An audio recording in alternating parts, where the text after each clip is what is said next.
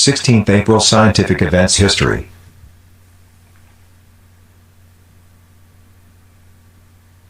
1746, French astronomer Jean-Baptiste Joseph Delambre was born. He is known for his work on the calculation of the length of a year and his role in the creation of the metric system.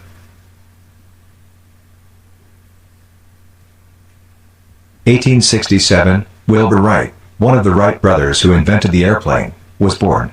He and his brother Orville conducted important experiments in aviation that led to the first powered flight.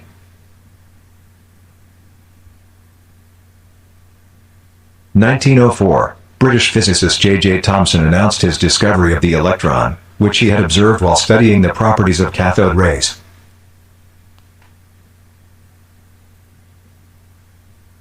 1943, Swiss chemist Albert Hofmann discovered the psychedelic effects of LSD, a powerful hallucinogenic drug that he had synthesized 5 years earlier.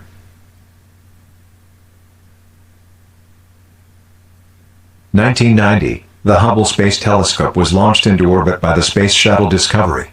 The telescope has since provided astronomers with a wealth of data and images, greatly expanding our understanding of the universe.